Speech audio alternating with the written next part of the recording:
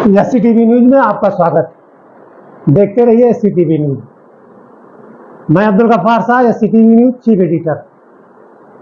आज हम आए हैं जनाब इस्माइल बाटलीवाला के घर पे, और हमारे देश में या पूरी दुनिया में जो मुसलमानों का तालीमी निज़ाम है, हम उस पर चर्चा करेंगे कि एक मुसलमान आलिम वकील क्यों नहीं बन सकता, साइंसदान क्यों नहीं बन सकता। क्योंकि हमारे मुस्लिम समाज में तालीमी निज़ाम में ये सिस्टम नहीं है, और ये सिस्टम होना चाहिए। जो बड़े बड़े हमारे मदरसे हैं वहाँ ये सिस्टम लाना चाहिए, या कोई भी अधिकारी आईएएस अधिकारी होगा या आईपीएस अधिकारी होगा तो वहाँ वो ईमानदारी से काम करेगा, जिससे पूरी जनता को राहत मिलेगी। क्योंकि आजकल दुनिया में करप्शन बढ़ते जा रहा है। उस करप्शन की रोकथाम के लिए अभी तक तो नहीं हुआ, लेकिन अब मुसलमानों को आगे आना चाहिए और अपने मदरसों में दुनियावी तालीम राइज करना चाहिए हर शोबे की, जिससे दुनिया में एक ईमानदार छवि उत्पन्न हो। इसी विषय पे आज हम चर्चा करेंगे जनाब इस्माइल बाटलीवाला से। आपके शहरों में अपराध होगा, बेनकाब। आपके गलियों में बढ़ता जा रहा क्राइम, महिलाओं पे हो रहा अत्याचार, तो पहली कोशिश होती है। रास्ते पे हो रहे खून और भ्रष्टाचार, रात का अंधेरा। हाँ, तो सर आप हमारे देश का या पूरी दुनिया का मुस्लिमों का तालीमी निज़ाम क्या होना चाहिए, इस पर आप रोशनी डालिए। अब्दुल गफ्फार साहब, एक तो आपका मैं शुक्रिया अदा करना चाहता हूं कि आप मेरे घर आए हैं और मेरा बयान देश और दुनिया के सामने पेश करना चाहते हैं। आपके व्यूअर का भी शुक्रिया करना चाहता हूं और आपके चैनल का भी। आपका जो सवाल है कि मुसलमानों के अंदर जो तालीमी निज़ाम है उसके अंदर सुधार की ज़रूरत है, बेहतर उसमें सुधार की ज़रूरत है। मैं दुनिया के मदरसों को तो नहीं देखा हूँ, मुझे पता नहीं है कि वहाँ के मदरसे कैसे चलते हैं, वहाँ का निज़ाम कैसा चलता है, उसके बारे में हमारी जानकारी नहीं है। लेकिन हमारे देश के मदरसों को हमने देखा है, उसके बारे में मैं कुछ कह सकूँगा। मदरसे की बुनियाद कोई नई नहीं है, बहुत पुरानी है, लेकिन देश को आपके चैनल के ज़रिए बताना चाहता हूँ कि इस देश में जब अंग्रेजों का राज था तो मुस्लिम क़यादत को, मुस्लिम लीडरशिप को, मुसलमानों के मजहबी लीडरशिप को, मुसलमानों के राजनीतिक लीडरशिप को ये सोच रही है कि ये देश मेरा है और इस देश में अंग्रेजों ने नहीं रहना चाहिए। और जब अंग्रेजों ने भी नहीं रहना चाहिए तो अंग्रेजों की भाषा भी यहाँ नहीं रहनी चाहिए। ये विरोध रहा है उनका, इसलिए जो मदरसे चला करते थे उन्हीं मदरसों को बढ़ावा दिया गया कि सिर्फ इस देश को अंग्रेजों से नहीं बल्कि अंग्रेजी भाषा से भी उनको बाहर किया जाए। ये विचारधारा इस देश की रही है, इसलिए मदरसों को बढ़ावा दिया गया। गली कूचों में, गांव-गांव में, कस्बों में मदरसों का बढ़ावा दिया गया कि अंग्रेजों को भी निकालना है और अंग्रेजी को भी इस देश से निकालना है। तो जब बच्चों को तालीम देना है तो तालीमी निज़ाम तो कुछ होना चाहिए, तो मदरसे को जोड़ दिया गया कि हमारे बच्चे तालीम याफ्ता हों, और तालीम याफ्ता होने के बाद फिर अपना देश कैसे संभालेंगे, यहाँ की भाषा में हम अपने देश को संभालेंगे। ये सोच रही है मदरसे की तरफ मुसलमानों का ध्यान जाना, ये कोई गलत सोच नहीं रही है। मुसलमानों ने अगर यहाँ मदरसे की प्रथा को मजबूत किया है तो देश प्रेम में किया है। लेकिन अफसोस का मुकाम यह है कि हमारी लीडरशिप उस समय गफलत में आ गई या सो गई। जब अंग्रेज यहाँ पर चले गए, यहाँ से जब चले गए, तो फिर उन्हें अपने विचारधारा में बदलाव लाने की जरूरत थी। बदलाव ये लाना चाहिए था कि यहाँ की जो मुकामी भाषाएं हैं देश के हर प्रांत में, साउथ में जाएं तो कई भाषाएं मिल जाएंगे, उत्तर में जाएं तो कई भाषाएं मिल जाएं, पश्चिम में जाएं कई भाषाएं मिल जाएंगी, पूरब में जाएं तो कई भाषाएं मिल जाएंगी।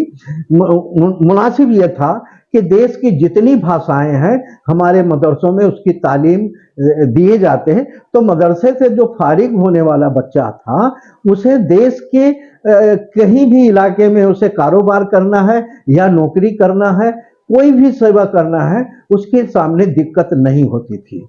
लेकिन वो के मदरसों में सिर्फ उर्दू पढ़ा दिया गया, उर्दू का ही मास्टर वो होके निकलता है, तो देश के बीच में जाने के बाद उसके सामने अंधेरा हो जाता है और प्रांतों में वो फिट नहीं हो पाता है, इसलिए उसके लिए सारी दिक्कत है। मैं आपके चैनल के जरिए मदरसा के जिम्मेदारों को और मुस्लिम कौम को, मुस्लिम के मजहबी रहनुमाओं के, राजनीतिक रहनुमाओं से गुजारिश करना चाहता हूं कि अंग्रेज चले गए हैं, अब ये देश हमारे हाथ में है, इसकी नसीब लिखना, इसकी तकदीर लिखना है, यहाँ के बच्चों के भविष्य लिखना, ये हमारे हाथ में है। अब इसको हमने बेहतर तरीके से इसे लिखा जाना चाहिए। अंग्रेज जा चुके हैं और अब हमारे मदरसों में जितना मुमकिन हो पाए, जो बड़े दारुल उलूम हैं जैसे नदवा है या देवबंद वगैरह या बिहार के हैं, लखनऊ के हैं, देश भर में जितने बड़े दारुल उलूम हैं उनकी तो गुंजाइश ऐसी है कि देश की सभी भाषाओं का बंदोबस्त वहाँ किया जा सकता है, वहाँ के बच्चों को पढ़ाया जा सकता है। लेकिन जिन मदरसों में इतनी सुविधा नहीं हो सकती है तो कम से कम उन मदरसों में जो हिंदी भाषा है वो भी पढ़ाएं, अंग्रेजी पढ़ाएं और जो स्टेट की जो मुकामी मादरी भाषा है वो पढ़ाएं, ताकि बच्चे वहाँ से निकलने के बाद जो है वो कुछ दुनिया में जब जाएं तो उनके सामने अंधेरा ना हो। दूसरी गुजारिश ये भी है, हमारे मदरसों में संविधान भी पढ़ाना चाहिए और देश का कानून भी पढ़ाना चाहिए। यही बच्चा वहां से मुफ्ती होके निकलता है, आलिम होके निकलता है, फाजिल होके निकलता है और कितनी डिग्रियां लेके निकलता है, लेकिन हमारे संविधान के बारे में, हमारे कानून के बारे में वो कुछ नहीं जानता है।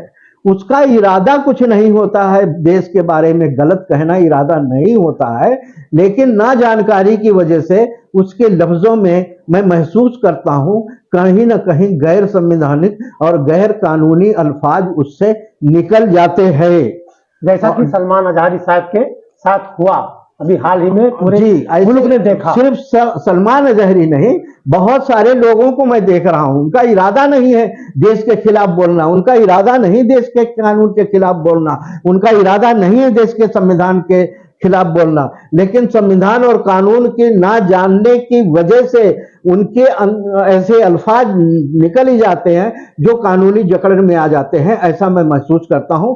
इसलिए गुजारिश करता हूं, जिस तरह आप आलिम बनाकर, कुरान का आलिम बनाकर भेज रहे हैं, इस देश को दे रहे हैं, उसी तरह संविधान का भी आलिम बनाकर इस देश को देने की जरूरत है। जो मदरसा बड़ी ताकत है इस देश का, बहुत तालीमी निजाम इसका बहुत बड़ा है, इसका नेटवर्क बहुत बड़ा है। अगर देश के कानून, देश का संविधान और देश की भाषाओं की तरफ अगर हमारे मदरसे ध्यान देने लग जाएंगे तो मैं समझता हूं देश की सेवा में मुस्लिम बच्चे बहुत कारआमद होंगे और उनकी खुद की रोजी रोटी, उनकी जीविका, उनका परिवार संभालने के लिए बहुत सारे अवसर मिलेंगे।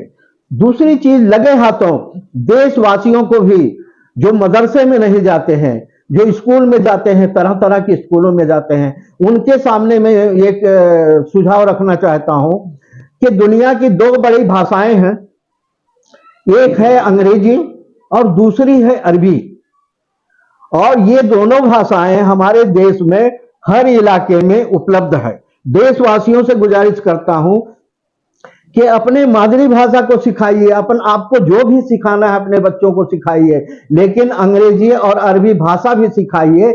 उसका कारण यह है कि ये दो भाषा अगर आपका बच्चा जानता है, पढ़ा लिखा है, उसका समझता है, तो दुनिया के सारे दरवाजे उसके लिए खुल जाएंगे। दो भाषाएं अगर उस बच्चे को जानकारी है तो दुनिया के बहुत बड़े हिस्से में जाके वो रोजगार कर सकता है, नौकरी कर सकता है, छोटे मोटे कारोबार कर सकता है, कोई भी जॉब कर सकता है। ये उसके लिए बहुत आसानियां होंगी। मतलब इन भाषाओं को जो हमने बात की, देश में रहने वालों के, देश के तमाम भाषाओं का तालीम देना चाहिए मदरसों में, और स्कूलों में भी अंग्रेजी अरबी पढ़ाना चाहिए, ताकि स्कूल से और कॉलेज से निकलने वाला बच्चा दो भाषाओं का अगर जानकार है तो दुनिया के हर खित्ते में जाके वो अपना रोजगार रोजी कर सकता है और देश की सेवा कर सकता है, देश में आर्थिक मदद ला सकता है। धन्यवाद बाटलीवाला साहब। हम अपने दर्शकों से विनम्र निवेदन करते हैं कि इस वीडियो को आप एक बार नहीं, 2 बार 3 बार देखिए और ज्यादा से ज्यादा लोगों तक आप इसको फैलाइए। और इसमें कुछ सेंटेंस और कुछ शब्द उर्दू से संबंधित हैं, क्योंकि कबीर दास की उल्टी बानी, बरसई कंबल भीगे पानी। तो कंबल कभी बरसा नहीं है, बरसई। आपको समझने की जरूरत है कि सर ने क्या बोला, बाटलीवाला साहब ने क्या बोला। बरसई कंबल भीगे पानी, तो कंबल तो बरसेगा नहीं, बरसई मतलब बारिश ही हो रही है, कंबल भीगेगा। तो इनके शब्दों पर आप गौर फरमाइए, और अगर उसको अति लघु में बोले तो सर का कहना है कि पूरे हिंदुस्तान में जितने भी विद्यालय हैं, गवर्नमेंट विद्यालय, शासकीय विद्यालय, मदरसा, सभी जगह पर संविधान पढ़ाया जाना चाहिए, न कि मदरसे में मात्र उर्दू पढ़ाया जाए। संविधान अनिवार्य किया जाए सारे विद्यालयों में, और उसके साथ साथ मदरसे में भी अनिवार्य किया जाए। देशवासियों से भी एक छोटी सी अपील करना चाहता हूं। एक तो मदरसा और स्कूल के जिम्मेदारों से कहा हूं, लेकिन देशवासियों से मैं अपील करना चाहता हूं कि जब तक हमारी सरकार या हमारे मदरसे या हमारे स्कूल इस तरह का निजाम नहीं ला पाते हैं, तब तक आप लोग अपने घरों में बच्चों को ट्यूशन दीजिए। ट्यूशन के जरिए आप अपने बच्चों को संविधान पढ़ाने की कोशिश करिए, देश का कानून पढ़ाने की कोशिश करिए। यह हमारी विनती है सभी देशवासियों से।